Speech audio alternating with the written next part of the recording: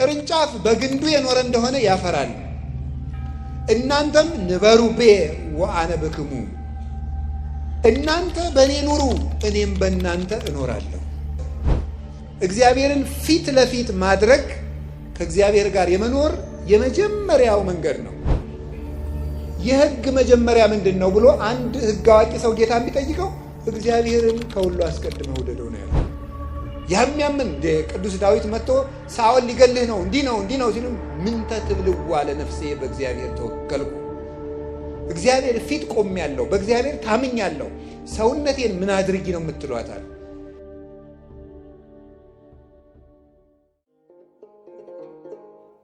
እግዚአብሔርን ሁልጊዜ አየዋለሁ ይላል። ከእግዚአብሔር ጋር ለመኖር ሁልጊዜ እግዚአብሔርን ማየት፣ ሲተኙ እግዚአብሔርን ማየት፣ ሲነሱ እግዚአብሔርን እያዩ መነሳት፣ ሲናገሩ እግዚአብሔርን እያዩ መናገር፣ ሲሰሩ እግዚአብሔርን እያሰቡ እያዩ መስራት፣ ሲነግዱ እግዚአብሔርን እያዩ መነገድ፣ ሲመክሩ እግዚአብሔርን እያዩ መምከር፣ ሲወስኑ እግዚአብሔርን እያዩ መወሰን። እግዚአብሔርን ፊት ለፊት ማድረግ ከእግዚአብሔር ጋር የመኖር የመጀመሪያው መንገድ ነው።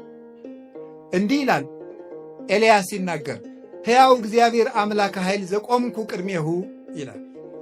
አንደኛ ነገሥት ምዕራፍ 17 ቁጥር 1 ላይ ሲናገር በፊቱ የቆምኩት የእስራኤል አምላክ ሕያው እግዚአብሔር ምስክሬ ነው ይላል።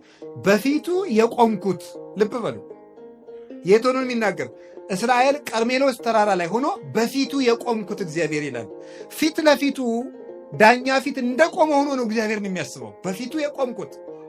በዚህ 3 ዓመት ውስጥ ዝናብ ጠብ አይልም ማለት። ዝናቡ ሊዘንብ ሲል ደግሞ አብዩድ የሚባል ሰው ኤልያስን ጠፍቶ ሰንብቶ ሲያገኘው ሕያው እግዚአብሔርን ለአካብ እገለጣለሁ፣ ከቆምኩበት ቦታ አልንቀሳቀስም፣ ሕያው እግዚአብሔር አምላከ ኃይል ዘቆምኩ ቅድሜሁ ከማስተሪ ለአካብ እንድገለጥ በፊቱ የቆምኩት ሕያው እግዚአብሔር ያውቃል። ስለዚህ በፊታችን እግዚአብሔርን ካለ እግዚአብሔርን መፍራት ይሏችኋል። እሱ ነው። ሁልጊዜ በእግዚአብሔር ፊት እንደቆምክ አስበህ ኑር ነው። እግዚአብሔርን ሁልጊዜ እየው። በፊት እንዲያውም በፊቴ ነው አየዋለሁ፣ ቅድሜ ውእቱ እግዚአብሔር በፊቴ ነው የሚለውን ሊቃውንት ሲተረጉሙት ምን ብለው ይተረጉማሉ?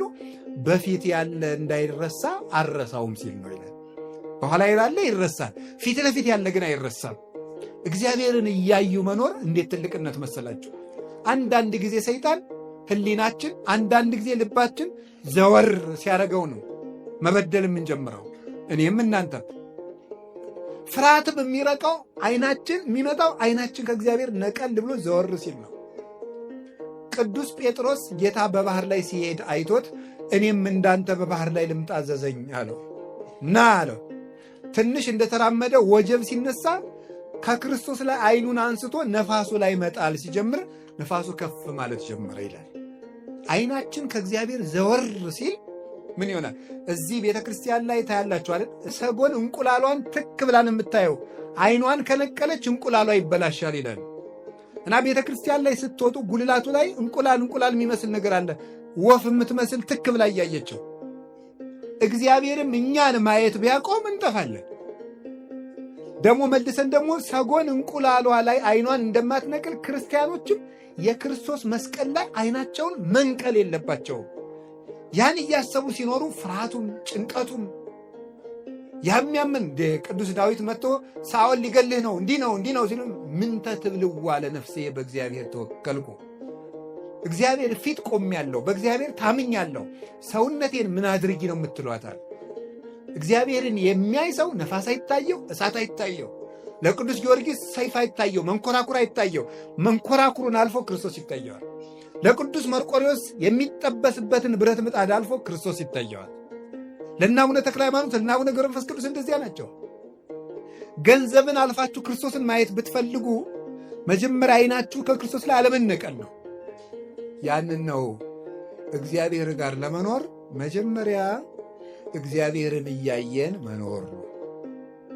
ሁለተኛ ከእግዚአብሔር ጋር ለመኖር እንዴት ብለን እንኖር ብትሉኝ እግዚአብሔርን እንደ ክፉ ዳኛ እንዳይቀጣን ፈርተን ሳይሆን እንደ አባት እየናፈቅን መኖር አለብን።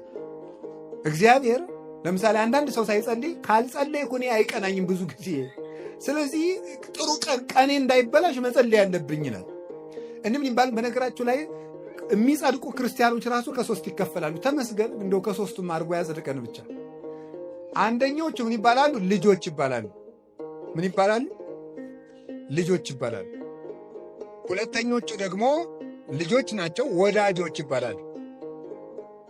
ሶስተኞቹ ደግሞ ሰራተኞች ይባላሉ፣ ባሮች። እነዚህ ልጆች የሚባሉት ቅርብ ጻድቃን ናቸው። ወዳጆች ደግሞ የሚባሉት ደግሞ እንደው በንስሐ የተመለሱት ናቸው። ሰራተኞች የሚባሉት ግን ደመወዝን የሚፈልጉት አይደል? እግዚአብሔር ወይ ሲኦል እንዳይከተል ወይ ገነት እንዲያስገባን ብለው ትንሽ ትንሽ ጽድቅ የሚሰሩ ናቸው። ተመስገን ሰራተኛ ሙነን ያጽድቀን ብቻ ይማረን እንጂ እንደው ግን ልጅ ስንሆን ነው የሚያምርብን። ምንደኛ ስንሆን አያምርብንም፣ ልጅ ስንሆን ነው። እና እግዚአብሔርን ሲኦል እንዳይከተኝ እግዚአብሔር ገሃነም እንዳይጠለኝ እንዲህ ያልን ሳይሆን እግዚአብሔር እየጠማን ሲሆን ነው። እየጠማን እንደውም ልንገራችሁ፣ ሰው እየጾመ እግዚአብሔር ላይኖር ይችላል። ሰው እየጸለየ እግዚአብሔር ላይሆን ይችላል። ሰው እየሰገደ እግዚአብሔር ላይሆን ይችላል። ለምን? ክርስትና ተግባር ብቻ ሳይሆን ፍቅር ነው።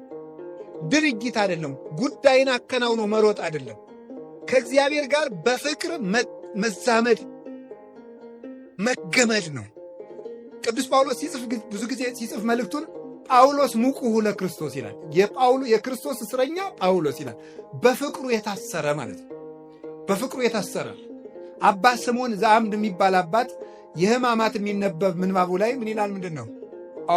ክርስቶስ ወልደ እግዚአብሔር ሕያው በከመ ተአሰርከ አንተ በሀብል ከማሁ እስረኒ በሀብል ፍቅርከ፣ አንተ በሀብል ተይዘ በለታሉ እንደተጎተትክ እኔንም በፍቅር ገመድ እሰረኝ ይላል። በገዳም ውስጥ አበምኔቱ አንድን መነኩሴ ሲያስር ቅናት የሚባል ያስርለታል። ያን ሲያስርለት ይሄን መነኩሴ እኔ በቅናት እንዳሰርኩት ክርስቶስ ሆይ አንተም በፍቅር ገመድ እሰረው ይላል።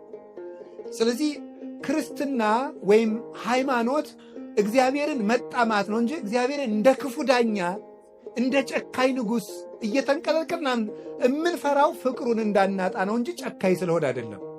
ስለዚህ ምን አለ ቅዱስ ዳዊት? ከመያፈቅር ሀየር ሀባ አንቂተ መዓት መያት ከማሁ ታፈቅር ነፍሴ ሀበ እግዚአብሔር አምላኬ። ዋልያ ወደ ውሃ እንደሚናፍቅ ነፍሴ እግዚአብሔርን ተጠማች።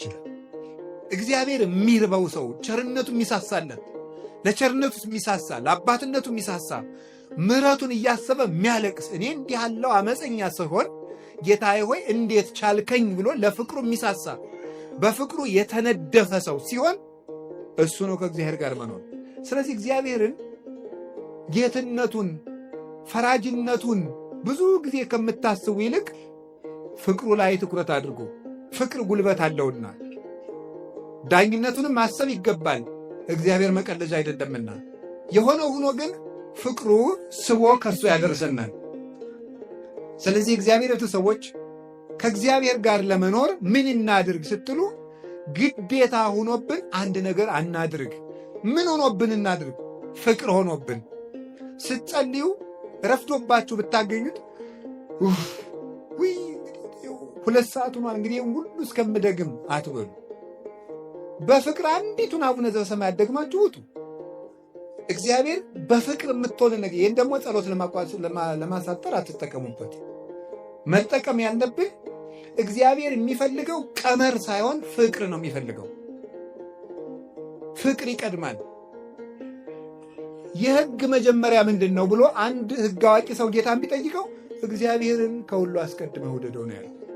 እግዚአብሔር ምንድን ነው ከኛ የሚፈልገው? እንድንወደው ብቻ። እንድንወደው የሚፈልገው ምን እንድንሰጠው ነው? ምንም እንድንሰጠው አይደለም። ጸጋውን ለመቀበል እኛ እንደሚወደን እርግጠኛ የሆነ ልብ እንዲኖረን ብቻ ነው እግዚአብሔር የሚፈልገው። ያንን ነው የሚፈልግ እግዚአብሔር። ስለዚህ ከእግዚአብሔር ጋር ለመኖር ሁለተኛ እየሳሳን እንጂ እንደ ክፉ ንጉሥ እየተጨነቅን አይደለም መኖር ያለብን። ይህ ሁለተኛው። ሦስተኛው ከእግዚአብሔር ጋር ለመኖር ምን ሆነን እንኖር?